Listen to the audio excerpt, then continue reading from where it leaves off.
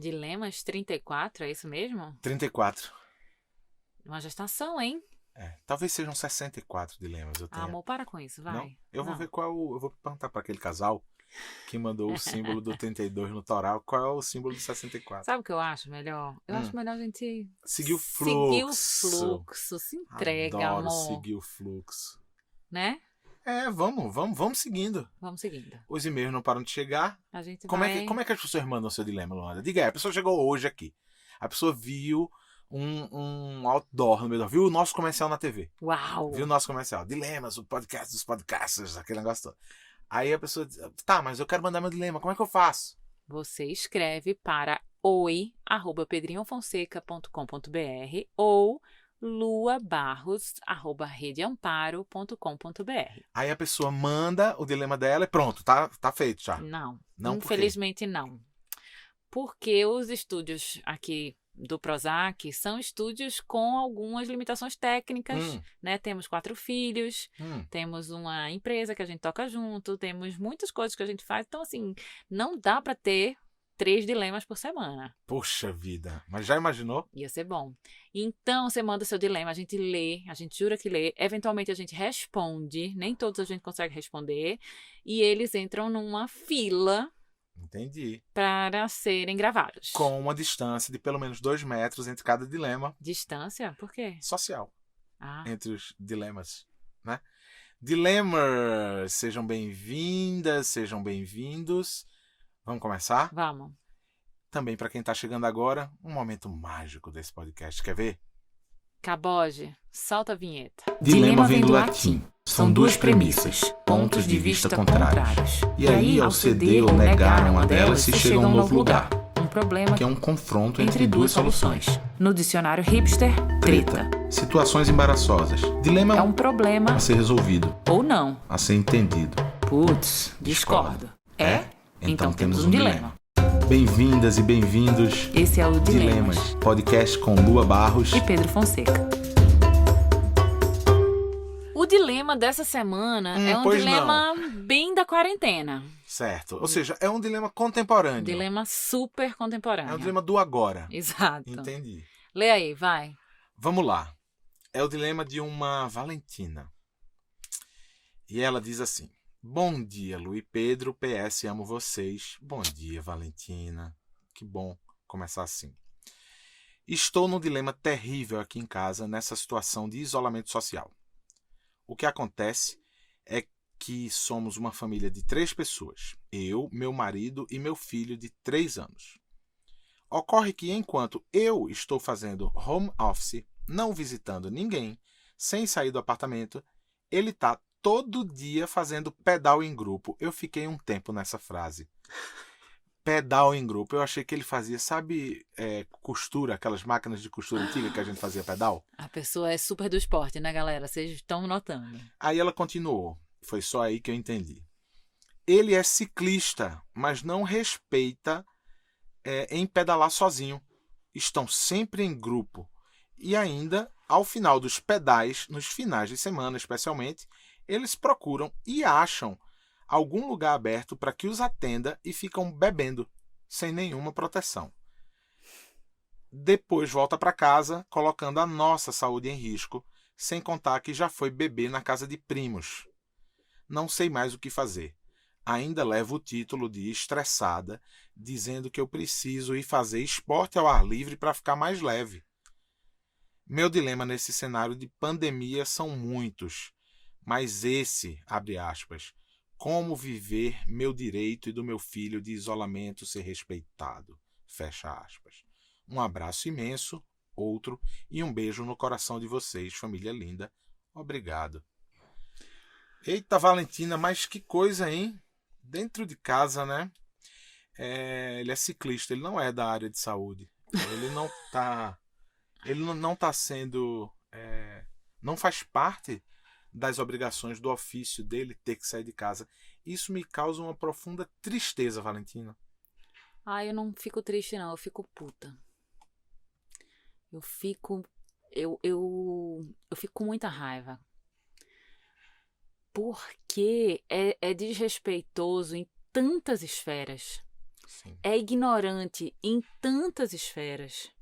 É preocupante em tantas esferas que, assim, como é que faz?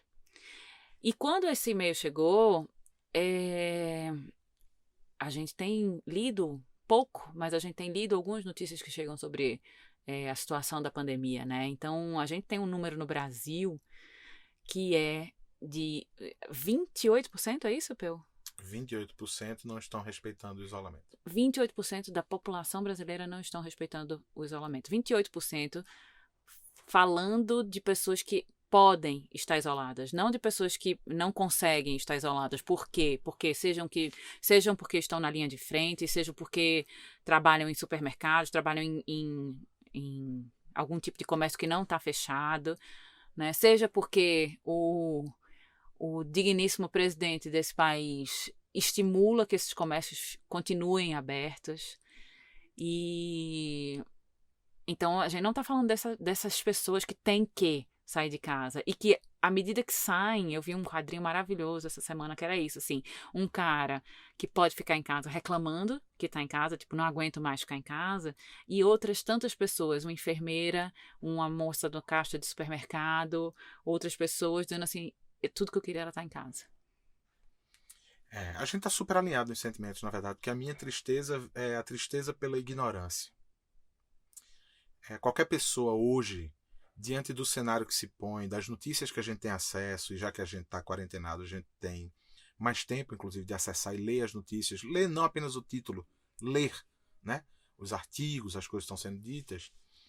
Qualquer pessoa que faça o mínimo movimento, que siga esse energúmeno, que é esse presidente da República, ou seja, vá para a rua, né? Porque ele faz os gestos extremos. Ele faz porque esse é o papel dele de bobo da corte. Pau mandado de alguém que a gente sabe quem é, mas ele vai pra rua, vai apertar a mão, vai não sei o que lá pra dizer, essa gripezinha não me pega. A ignorância dele ser seguida me causa uma profunda tristeza, porque é ruim você não ter quem seguir, né? Deve ser frustrante você seguir.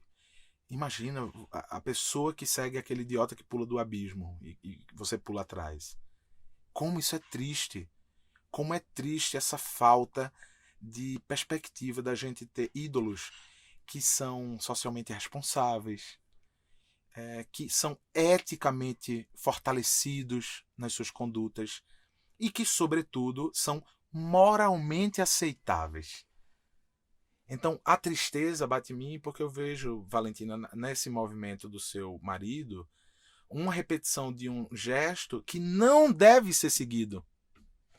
Então, gestos que não devem ser seguidos pelo bem-estar coletivo serem seguidos por um prazer individual e um prazer tão pequeno, né?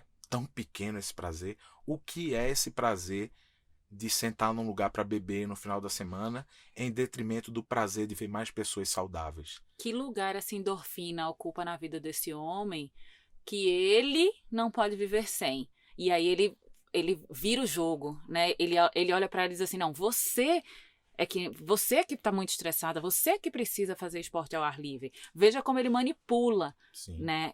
Onde, na verdade, tá trocado. Amor, temos uma pandemia, cuida aí dessa endorfina, faz aí 10 marinheiros na sala de casa. Claro.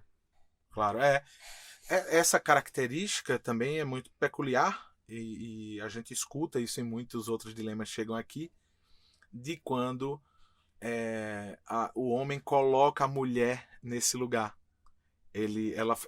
Ela falou sobre estresse, né? Ele dizendo para ela, você está estressada. Mas são os mesmos homens que dizem que as mulheres são histéricas, que Sim. As mulheres não sabem se manifestar, são raivosas, que são, né? É de uma insegurança da masculinidade gigantesca que precisa ser tratada. Mas o pior é que esse cara, ele não tá sozinho. Esse Enzo, ciclista, que pedala com um grupo de amigos, ele não tá sozinho. Durante o final de semana, eu vi vários stories de algumas pessoas, assim, nos seus carros, filmando feiras ao ar livre, em São Paulo, principalmente. Feira ao ar livre funcionando, a galera da malhação malhando junta, parques cheios. E aí a gente tem, gente, é uma questão que ela é moral, né? Como a gente está lidando com o outro. Sim. Porque quando a gente fica em casa, não é sobre a gente. Não é sobre a gente. Quando a gente fica em casa, é porque a gente entendeu que o outro, que não tem essa opção de ficar em casa, tá lá por mim. Tá lá porque não pode, né? E aí o que eu faço com isso? Eu ignoro, eu diminuo, eu não dou importância. E aí é muito duro você olhar para o lado e você reconhecer que esse é o seu companheiro. E aí voltamos à tristeza. Olha a sua cara de triste agora, quando você falou isso. Tá vendo? A raiva nos conduz à tristeza e a tristeza nos conduz à raiva. São sentimentos irmãos. Sobre esses pactos sociais, realmente não dá pra gente se guiar pelas pessoas que hoje estão fazendo posts no Twitter dentro do Planalto, né? A gente precisa olhar para uma literatura um pouco mais profunda. A gente precisa olhar para quem pensou os pactos sociais. A gente está falando de Rousseau, a gente está falando de Immanuel Kant, a gente está falando de Marx e Engels. Então, assim, a gente está noutra esfera de discussão. E aqui eu quero levantar também uma coisa que é o seguinte. Esta não é uma fala, porque tem uma coisa que essa ausência do pensamento crítico faz com as pessoas. Quando elas têm essa falta de pensamento crítico sobre o que está acontecendo e sobre o que sou eu dentro da sociedade, elas dizem assim, então você está querendo ser mais inteligente que eu. Né? Essa é uma arma de contra-justo que ela não vai ter valor aqui no Dilema, viu, gente? Estou citando esses pensadores porque eles pararam para pensar. E se você parar para pensar, você também pode ser um pensador, né? Olha só, é uma promoção do Dilemas de hoje. Se você parar para pensar, você também pode ser um pensador. Falei desses pensadores porque não é uma cartilha, mas é um pensamento muito estruturado sobre o que é cada componente social, o que é cada indivíduo dentro da esfera de uma sociedade. Então veja, quando alguém, diante de uma pandemia como essa, quando alguém se recolhe e entende o seu compromisso com a sociedade, ela não está fazendo um gesto de altruísmo. Não. Ela não está fazendo um gesto benevolente. Ela não está fazendo um gesto... Não. Esse é um gesto que ele é um gesto necessário e urgente, porque ele trata da nossa moral. Moral, né? Quando eu não vou para a rua no momento de pandemia, mesmo que eu sinta prazer quando eu vou, entendo os prazeres ao sair para a rua, mas quando eu não estou indo, eu estou demonstrando a minha moral e estou demonstrando o meu caráter e o meu discernimento sobre o que é viver em comunidade. Não é, de novo, um gesto altruísta. Eu não estou saindo de casa, eu estou isolado, porque existe uma corresponsabilidade para que essa sociedade coexista. Eu saio de casa, sim, diante de uma pandemia, eu coloco pessoas em risco o tempo inteiro. E se eu volto depois para dentro da minha própria casa e posso ser transporte para um vírus como esse, aí essa ignorância ela é multiplicada a um grau difícil da gente mensurar, que é que moral é essa que eu tenho dentro de mim? Que caráter eu construí de pensar que está tudo bem eu ter meus pequenos prazeres, mesmo que isso possa matar minha companheira e meu filho de 3 anos? Que moral eu construí? E aí eu vou para um outro lugar, que é assim, isso talvez esteja muito claro nesse momento, onde essa nossa moral precisa ser levada a sério, né? A gente está vivendo nesse momento onde todos nós estamos precisando ser responsáveis socialmente, mas a verdade é que essa figura e todas essas figuras que se autorizam a furar o bloqueio, furar o isolamento social e não se responsabilizam, né, como sociedade, elas carregam isso, essa moralidade ela é muito frágil. É um lugar onde o meu prazer importa mais, eu importo mais do que você. Porque para mim é muito importante manter a minha cabeça no lugar. E, cara, de verdade, se a gente tem o privilégio de ter um teto, a gente precisa ter também o discernimento sobre as nossas escolhas. Porque uma coisa, imagina, vamos fazer um exercício aqui. Imagina que eu moro numa casa na periferia com 8 pessoas. Marido, filho, sogra, 8 pessoas. A essa pessoa que está nesse confinamento num espaço muito mais reduzido que o meu, a essa pessoa deveria ser dado algum privilégio de sair, de ir. Vai lá no parque. Você está precisando. Agora eu não entendo os meus privilégios, não percebo nada disso e me autorizo a seguir a vida cuidando do meu prazer apenas. Sabe o que essas pessoas por vezes falam? Dizendo assim, não, mas eu sou responsável pelos meus atos. Se eu adoecer, o problema é meu. Então vamos para esse ponto também que é importante. Não, o problema não é seu, porque o Brasil tem menos médicos do que precisa. Menos leitos, menos UTIs, menos respiradores, menos equipamento de segurança, EPIs. O Brasil tem menos tudo. E nos 2 últimos anos teve todos os gastos com saúde cortados para patamares ridículos, ao passo que, por outro lado, teve os investimentos em defesa aumentados. Parabéns a todos os envolvidos. Parabéns a quem apoiou a pintura de árvores com cal até a metade para que as lagartixas não subam. Vocês estão de parabéns, vocês são ótimos. Os médicos, as enfermeiras e os enfermeiros, as médicas, como se chama? Intensivistas e as intensivistas, as pessoas que trabalham dentro de hospitais, públicos ou privados, na área de limpeza, né? Seguranças, recepcionistas. A gente está falando de muitas milhares de pessoas que estão diretamente exercendo seu ofício, confrontando essa pandemia. Então, eu me responsabilizo pelos meus atos só se você conseguir se entubar sozinho. Aí... Se você conseguir se entubar sozinho e se responsabilizar por não contaminar ninguém, aí estamos falados. Você segue aí. Caso contrário, temos aqui uma questão moral gravíssima, Valentina. Gravíssima.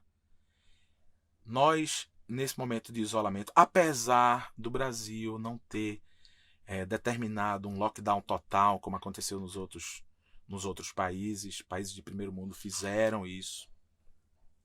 Vocês terem ideia, a gente está ouvindo esses dilemas nessa quinta-feira, ou seja, ontem, quarta-feira, Copenhague, a primeira-ministra, reabriu as escolas e creches. Sabe por quê? Por quê? Porque eles conseguiram controlar, diminuíram a curva, aumentaram a estrutura hospitalar de leitos, eles têm a situação sob controle. Ah, Pedrinho, mas a Dinamarca é um país pequeno, é primeiro mundo. Como você quer se comportar? Intimamente, como você quer se comportar? Você quer se comportar, então, como o país de terceiro mundo, vira-lata do planeta, que nunca vai ser desenvolvido? Essa é a sua ideia para a vida? É isso que você quer? Você quer patriota?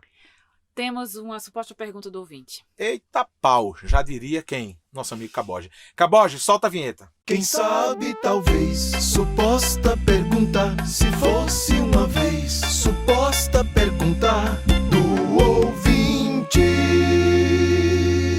Pedrinho, você acha que a pessoa que fura o bloqueio do isolamento social, ela é um terraplanista? Certamente. Era só isso? Podemos seguir adiante nos nossos dilemas. Eu não tenho... Ela é um seguidor de Osmar Terra? Eu não tenho dúvidas. Não tenho dúvidas mesmo. Que as pessoas que hoje elas têm essa irresponsabilidade manifestada com orgulho, como se fosse uma coisa boa. Que é o caso desse Enzo. Que é o caso desse Enzo. Eu não tenho dúvidas de como elas pensam o outro. Eu não tenho dúvida nenhuma.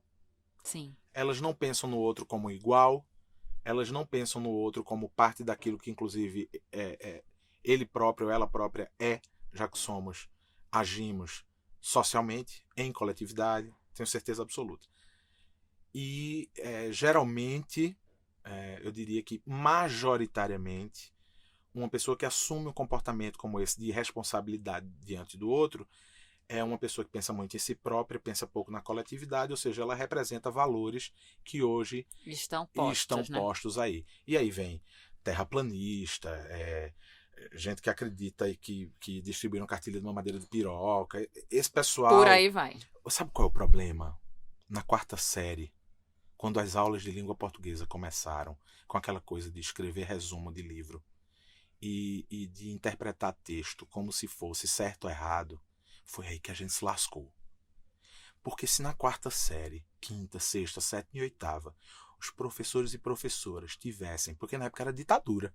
Na época da geração da gente, né? Era ditadura. Então o sistema do ministério... Não, na geração da gente não, por favor. Eu tenho um problema sério com idade. Você não venha me dar mais 10 anos aí, por favor. Na minha geração, o que regia o Ministério da Educação era a vontade de deixar com que mais e mais pessoas permanecessem na linha de pobreza. Sim, a Ou ignorância, seja, né? A ignorância. Era falta de acesso aos estudos, falta de acesso ao conhecimento, porque assim é muito mais fácil de manobrar as pessoas. Quando as escolas se tornam excelentes negócios, né? Exatamente. Business. Escola vira business. Sim.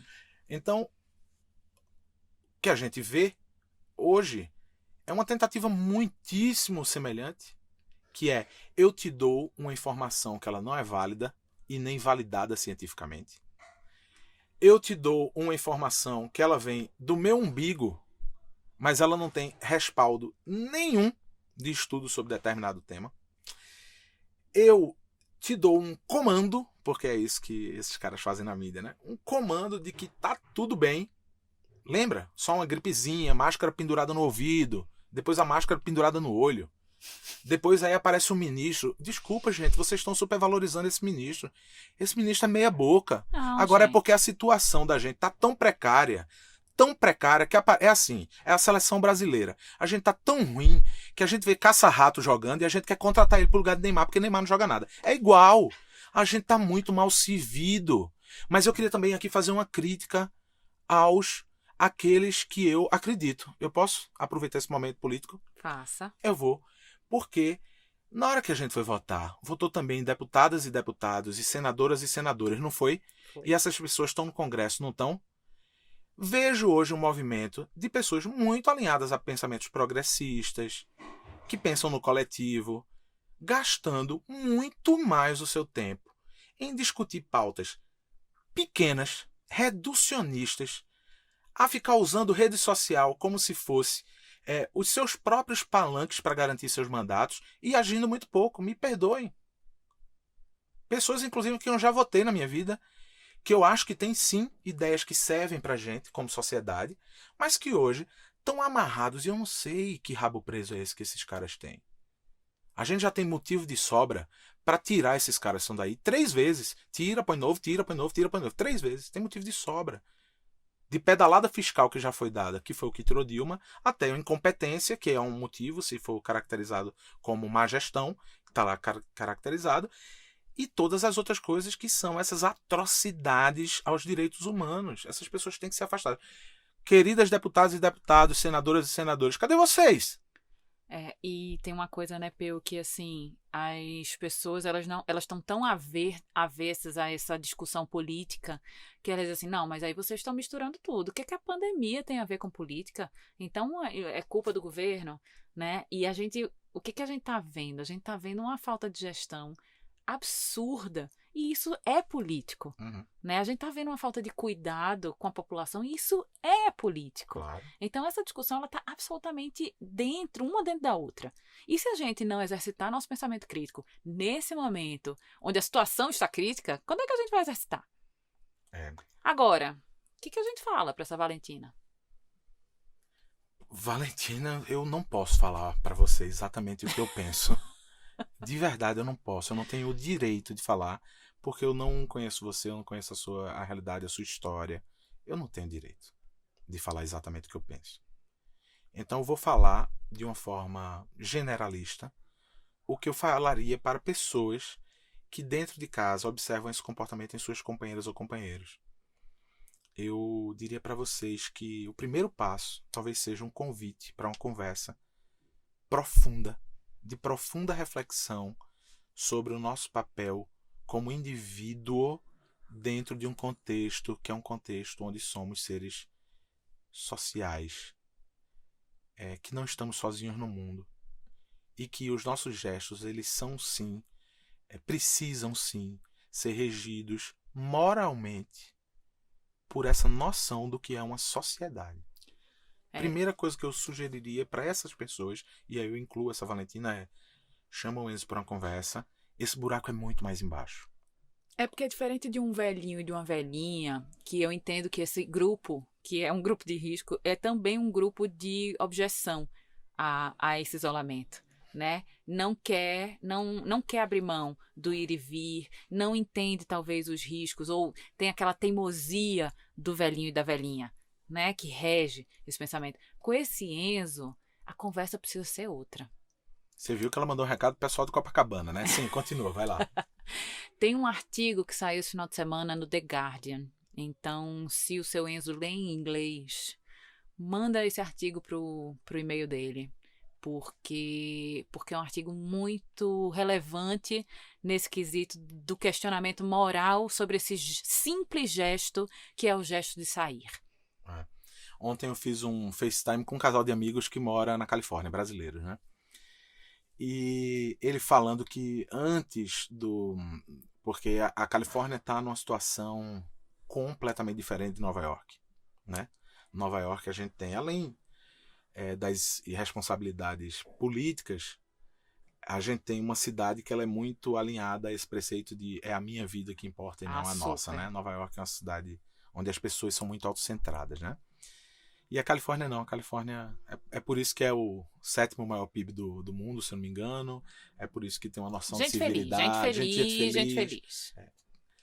E ele tava falando, quando eu tava falando com o casal, aí o Enzo desse casal tava dizendo, rapaz, há algumas semanas a coisa do vírus já estava instaurada, já tinha uma movimentação e um caos, aquele negócio todo, e a gente levou as crianças para ver o mar, né? E ele disse que quando pararam o carro, eles não desceram porque eles viram muita gente. Por favor, muita gente que ele estava falando não é o posto 9 no domingo sábado, ou no sábado, por favor. Mas ele disse que tinha grupos de pessoas ali surfando, um outro grupo e tal. E aí disse que veio essa história do lockdown. Disseram, a situação, para não ficar grave, a gente precisa realmente se isolar, né? E aí eles foram dar uma volta de carro com as crianças para verem o mar, mas já dizendo, nós não vamos descer. Nós vamos chegar até lá e vamos voltar para casa. É só isso, só para ver o mar. E ele disse que tinha um cara correndo para um lado e lá na frente, em outro lugar, um outro cara correndo na direção contrária. E foi o que ele viu. 2 pessoas separadas por 1 quilômetro, né? Que as pessoas estavam cumprindo. E é por isso que os níveis lá foram para um patamar agora que aponta para uma normalidade. Ainda não é, mas que aponta para uma normalidade. Isso na Califórnia. Nova York está muito longe disso, repito, porque as pessoas não têm se comportado assim. Aqui em Brasília, deixa eu dizer para vocês o que é que a gente vê. E aí não é apenas nas regiões privilegiadas, no plano piloto e tal, mas também nas periferias. O fato de não ter havido isso que eles chamaram lá fora do lockdown, mas essa ordem de que a gente realmente precisa ficar em casa pela segurança social, pela segurança dos profissionais de saúde e tal, faz com que ainda tenha um percentual considerável de pessoas que está indo para as ruas como se nada estivesse acontecendo, né? E eu volto ao meu sentimento de tristeza, porque tem coisas acontecendo. Porque tem gente morrendo todo dia.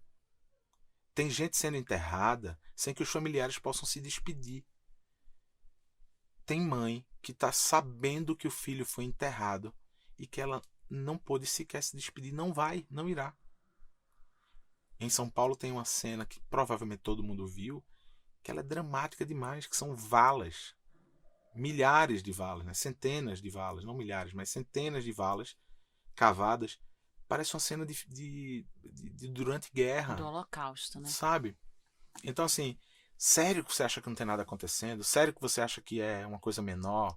Sério que você acha que tudo bem dar espaço para sua endorfina, para o seu prazer enquanto tem tanta gente morrendo? Isso é mais importante? Essa pergunta é a pergunta mágica, sabe? Viu, Valentina? Essa pergunta talvez seja a pergunta mágica. O que é importante para você? Enzo, vem cá. O que é importante para você? Eu acho que esse é um bom começo de conversa. Para você entender qual a importância para ele da sua família, da sua casa, do seu filho. Entender qual a importância para ele. Começa por esse pequeno núcleo. Já que tem uma dificuldade de entendimento sobre a sociedade, que é uma coisa maior, começa dentro do teu pequeno núcleo, assim. Mas ele não deve ver, né? Ele não vê. Ele vai dizer assim, não, vocês são muito importantes, mas assim, qual o problema? Porque é isso, as pessoas elas estão envolvidas num manto de ignorância, Peu, onde elas não entendem, parecem não entender. Por isso que eu só consigo pensar que é terraplanista. Uma pessoa dessa que não consegue entender, ou que não quer, né? Talvez seja um processo de negação eu também. Acho que é um processo de negação. Do trauma, né? O trauma traz isso, né? Falei agora, senão não é possível, gente. E primeiro aqui, assim, você falou 2 vezes já de terraplanistas. Na verdade, eles não existem. É uma galera que leu algum determinado gibi, algum HQ, e que faz esses grupos somente... O pior é que eles existem, amor. Não, é triste. Não, é triste, mas é verdade. Amor, mas isso é um RPG que eles jogam somente para provocar quem leu 2 linhas, né? Eu acho que parte por esse entendimento do que é importante para cada um da gente. E você ser tão importante quanto um pedal é pra se arrombar, né, não? Cacete, velho. Você ser alçado. Isso no núcleo familiar você tá falando, né? Sim, Você saber que seu companheiro... Não, na verdade não é isso. Na verdade é um pouquinho mais grave. É mais importante o pedal do que a nossa saúde. Mais importante o pedal. É mais importante a minha saúde mental e a minha saúde emocional, porque essa endorfina eu tô cuidando da minha cabeça, do que se a gente tá realmente a salvo, né? É super difícil falar sobre esse dilema, Valentina, e nos perdoe, sem fazer determinados julgamentos moralizantes. E te explico não. Eu tento aqui te falar a razão pela qual é tão difícil, pelo menos para mim, não fazer nenhum julgamento sobre isso. É que é tão distante de qualquer realidade possível da gente pensar, se entendendo como grupo. Para mim é tão difícil pensar que pode ter alguém que coloca o seu bem-estar pessoal acima do bem-estar de todos. É tão difícil pensar que existe gente assim, é tão difícil. Então me desculpe, porque eu não estou conseguindo evitar nenhum julgamento moralizante, porque esse egoísmo é um traço. O egoísmo, a responsabilidade, esse comportamento amoral, ele é um traço de pessoas, Valentina, que não me cercam. Ele é muito estranho para minha rotina e para o meu convívio com os meus amigos. Falamos aqui da questão política. Deixa eu falar aqui uma coisa para vocês. Só te interrompendo, é muito distante porque você fez escolhas. Eu sei. Né? Porque você tem pessoas próximas, mas você escolhe não dar para elas a importância que elas poderiam ter num processo doloroso. Perfeito. Faço essas escolhas. Me afasto quando sinto que essas pessoas me fazem mal por suas posições egoístas. Mas eu também preciso dizer aqui uma coisa que eu falar, que é o seguinte: isso não significa que nós estamos numa redoma vermelha, linda, e tá todo mundo com a camisa de Lula estampada, não. Eu queria contar um caso rápido aqui. A gente tem amigos que votaram nesse cara que estão aí. Eu recentemente, conversando com um deles, Enzo, querido amigo, eu fiquei pensando nas razões pelas quais a gente ainda era amigo, né? O que é que esse cara... E aí, quando foi uma coincidência, uma daquelas sincronicidades da vida, no dia que eu estava pensando sobre isso, ele me mandou uma mensagem para saber como a gente estava. Eu respondi, ele mandou outra: vai de lá, vem de cá, vai de lá, vem de cá. Ele, na última mensagem, a mensagem de boa noite, de despedida, ele disse assim para mim: Pedrinho, meu irmão, me perdoe por uma coisa que é o seguinte, velho, só agora eu vejo a tremenda bobagem que eu fiz. eu votei com raiva do PT, mas eu votei irresponsavelmente num cara que é incapaz de ser até síndico do prédio aqui que eu moro. E vocês me falavam isso e eu não ouvia. E eu fiquei super emocionado com ele ter dito isso, e aí no dia seguinte ele mandar um áudio dele batendo panela quando o energúmeno do presidente estava fazendo um pronunciamento na TV, se mostrando já não mais do que arrependido, mas que tinha enxergado com clareza o erro que ele cometeu na eleição. Sabe criança, quando com raiva risca a parede, com raiva bate na mãe, com raiva cospe a comida, com raiva derruba tudo que tá na prateleira? É isso.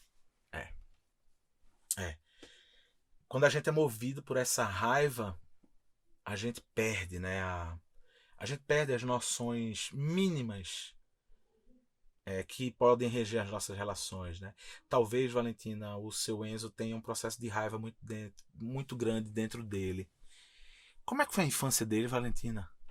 Como é que foi a infância dele? Como é que será quando eles... Será que ele se propõe de vez em quando a conversar com a criança interior dele, saber onde é que estão as feridas dele? Nossa, esse dilema foi uma mistura do Brasil com o Egito, né? Porque assim, a gente falou de política, a gente tá falando agora de criança interior, falamos das emoções, falamos do Covid, terraplanismo, né? O dilema é isso, gente. Mandamos recado para deputadas e deputados. Mandamos. É uma mistura.